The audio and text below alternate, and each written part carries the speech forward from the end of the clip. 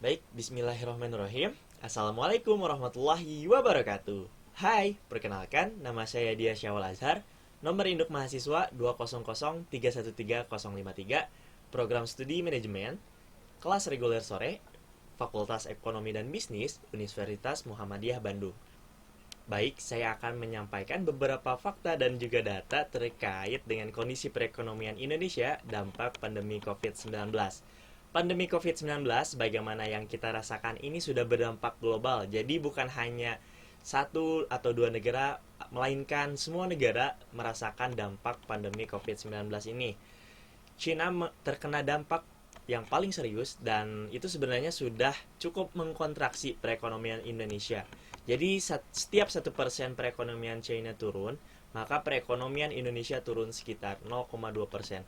Dan oleh karenanya, kemungkinan besar ini juga akan berdampak pada kemungkinan atau potensi krisis global. Dampak pandemi COVID-19 terutama di Indonesia adalah pertama, kita melihat kemungkinan besar kelangkaan dari barang-barang kebutuhan pokok. Sebagaimana yang kita ketahui, misal ini terjadi dalam jangka yang cukup lama, ini bakal berdampak buruk bagi perekonomian Indonesia. Ada korelasi kuat antara perubahan harga komoditas dan perubahan tren konsumsi rumah tangga di Indonesia. Ketika harga komoditas tinggi, konsumsi rumah tangga naik. Namun, ketika harga komoditas rendah secara struktural, maka konsumsi mengalami cegukan. Dan mempertimbangkan bahwa konsumsi rumah tangga menyumbang sekitar 55-58% terhadap total pertumbuhan ekonomi Indonesia, maka fluktuasi harga-harga komoditas itu memiliki dampak langsung signifikan terhadap PDB Indonesia.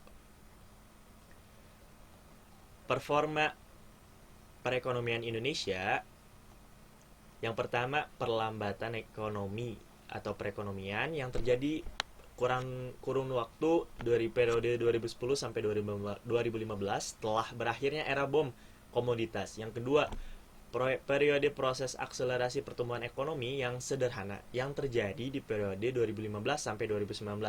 Dan yang ketiga, terjunnya pertumbuhan ekonomi akibat dampak krisis global virus corona atau COVID-19. Inflasi pada periode 2005 sampai 2014, Indonesia memiliki tingkat inflasi tahunan rata-rata 8,5% dalam periode yang sama. Baru mulai dari tahun 2015, inflasi di Indonesia boleh dikatakan terkendali, bahkan masuk era baru, era inflasi yang rendah. Puncak dalam volatilitas inflasi Indonesia berkorelasi dengan penyesuaian harga-harga yang ditetapkan oleh pemerintah. Karakteristik tingkat inflasi yang kurang stabil di Indonesia menyebabkan deviasi yang lebih besar dari proyeksi inflasi tahunan oleh Bank Indonesia dibandingkan dengan deviasi antara realisasi inflasi dan target bank sentral di negara lain. Akibat dari ketidakjelasan inflasi semacam ini, terciptanya biaya-biaya ekonomi seperti biaya peminjaman yang lebih tinggi di negara ini, domestik dan internasional, dibandingkan dengan negara berkembang lainnya.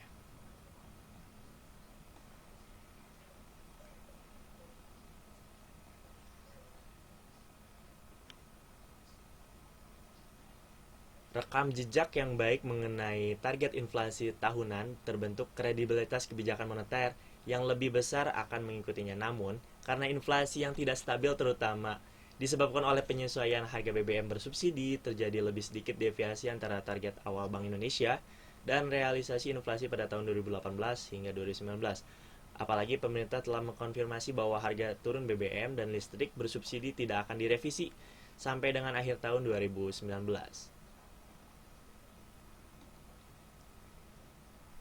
Kondisi makroekonomi Indonesia saat terjadi pandemi. Selama kurang lebih 3 bulan pertama, kuartal pertama, yaitu bulan Januari hingga bulan Maret tahun 2020, virus COVID-19 sangat cepat penyebarannya di Indonesia dan memberikan dampak yang cukup besar bagi kegiatan-kegiatan perekonomian di Indonesia. Perubahan inventory merupakan penyumbang negatif pertumbuhan terbesar dengan nilai sebesar minus 0,33%, diikuti oleh ekspor jasa minus 0,32 dan konsumsi LNPRT, lembaga non-profit yang melayani rumah tangga, sebesar minus 0,05%. Hal ini memperlihatkan bahwa pandemi telah menekan aktivitas di sektor jasa dan produksi industri pengolahan. Terjadinya pertumbuhan ekonomi yang positif di Indonesia disebabkan oleh terjadinya peningkatan pada beberapa sektor usaha dengan pertumbuhan yang cukup tinggi pada sektor jasa keuangan dan asuransi sebesar 10,67%. Kemudian sektor jasa kesehatan dan kegiatan sosial dengan nilai sebesar 10,39% dan informasi komunikasi dengan nilai pertumbuhan sebesar 9,81%. Himbauan untuk melakukan PSBB atau pembatasan sosial berskala besar dan himbauan-himbauan physical distancing lainnya membuat roda perekonomian nyaris berhenti. Jumlah kasus positif COVID-19 di Indonesia per tanggal 21 Juni 2020 adalah 45.891 orang. Di sisi lain, banyaknya pasien yang sembuh dari virus ini yaitu 18.404 orang, dan untuk yang meninggal sebanyak 2.465 orang. Data ini diambil per awal tahun atau saat awal terjadinya virus pandemi COVID-19, kisar tahun 2019 hingga 2020 awal. Pada kurva di atas menunjukkan bahwa penurunan angka pertumbuhan ekonomi yang cukup drastis pada kuartal pertama tahun 2020. Terjadi tren pertumbuhan yang menurun. Pada kuartal pertama tahun 2020, pertumbuhan ekonomi yang dicapai di Indonesia tercatat sebesar 2,97% year over year atau YOY. Pencapaian ini lebih rendah daripada proyeksi Bank Indonesia yaitu sebesar 4,4%. Penyebab dari menurunnya pertumbuhan ekonomi ini adalah tidak lepas dari dampak penanganan penyebaran virus corona yang mulai mempengaruhi semua sektor kehidupan dan kegiatan perekonomian, baik itu dari sisi produksi, distribusi, maupun konsumsi, investasi, perdagangan luar negeri, ekspor, dan impor. Baik, kita lanjutkan. Badan Pusat Statistik atau BPS selama April 2020 mencatat inflasi sebesar 0,09% month to month. Pada pandemi corona membuat penurunan daya beli di sejumlah daerah. Perkembangan harga dari berbagai komoditas menunjukkan kenaikan sangat tipis sekali. Pada April terjadi inflasi 0,08%. Inflasi April 2020 lebih rendah dibandingkan inflasi Maret sebesar 0,09%. Inflasi April bulan ini mengalami perlambatan dari bulan sebelumnya. Perlambatan inflasi dari bulan sebelumnya jelas merupakan imbas dari wabah COVID-19 di Indonesia, karena jika dilihat dari grafik inflasi dari tahun ke tahun, apalagi selama masa bulan puasa dan lebaran, grafik inflasi selalu naik. Inflasi ini tidak biasa jika dibandingkan pola sebelumnya. Ketika masuk bulan Ramadan, inflasinya meningkat, tapi tahun ini melambat dari Maret 0,9% dan April 0,08% dibandingkan tahun lalu juga melambat. Nah, selanjutnya adalah solusi yang digunakan oleh pemerintah saat pandemi atau kebijakan-kebijakan yang diambil pemerintah untuk menangani pandemi ini, baik untuk sisi kesehatan maupun perekonomian. Kebijakan-kebijakan yang ditempuh untuk menstimulasi kegiatan perekonomian, kenaikan perekonomian domestik tahun ini utamanya ditopang oleh pengeluaran pemerintah atau belanja pemerintah dalam menangani pandemi COVID ini. Pemerintah harus bekerja keras untuk mencetuskan berbagai kebijakan, baik dalam hal kebijakan pencegahan penyebaran pandemi maupun kebijakan dalam hal peningkatan kegiatan ekonomi. Stimulus kebijakan fiskal menjadi yang paling utama dalam mengurangi dampak negatif yang ditimbulkan oleh pandemi ini terhadap kegiatan perekonomian, terutama bagi pelaku usaha dan masyarakat tentunya yang terkena dampak paling besar dari pandemi COVID-19.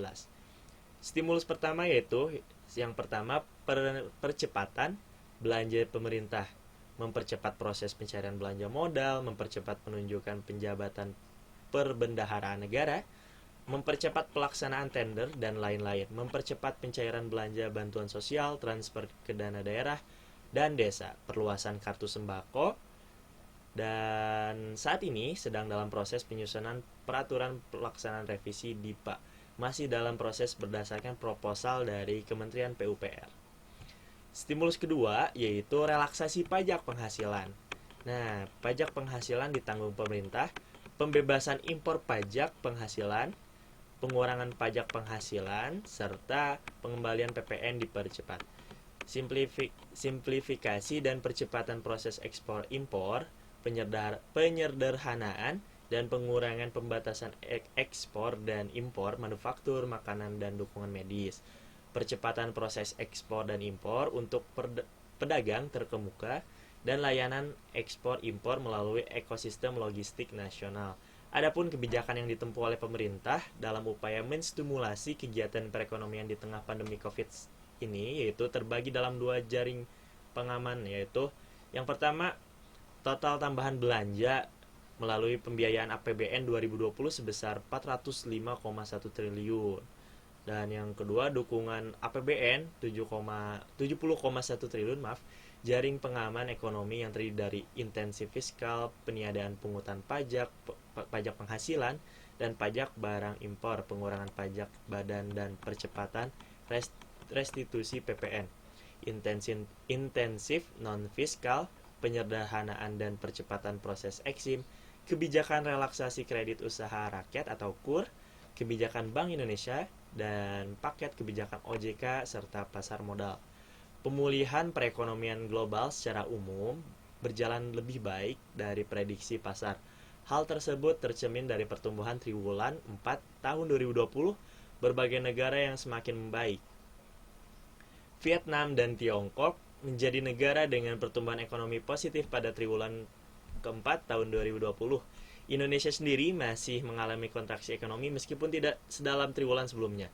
Salah satu sektor yang terpukul paling dalam adalah pariwisata dengan penurunan wisatawan mancanegara tahun 2020 sebesar 75%. Pandemi COVID-19 juga menurunkan pendapatan masyarakat dengan peningkatan pengangguran. Tingkat kemiskinan juga meningkat pada September 2020. Selanjutnya, perbandingan kondisi makroekonomi Indonesia dengan negara ASEAN lainnya. Jika kita lihat salah satu contoh negara ASEAN yaitu negara tetangga kita, PDB Malaysia anjlok hingga 17,1% pada kuartal kedua tahun 2020. Pada tahun 2020, pertumbuhan ekonomi Indonesia defisit sebesar 2,07%, masih relatif lebih baik jika dibandingkan dengan negara anggota ASEAN lainnya. Sementara untuk defisit fiskal 6,09% juga masih lebih baik dibandingkan dengan negara-negara ASEAN serta negara G20. Dengan kata lain, pemerintah dapat mempertahankan atau dalam hal ini mencegah resesi yang sangat dalam dengan sumber daya berasal dari fiskal yang memberikan titik awal sangat baik untuk tahun 2021 ini. Nah, mungkin itu yang bisa saya sampaikan. Mohon maaf apabila ada kekeliruan dalam materi yang saya sampaikan.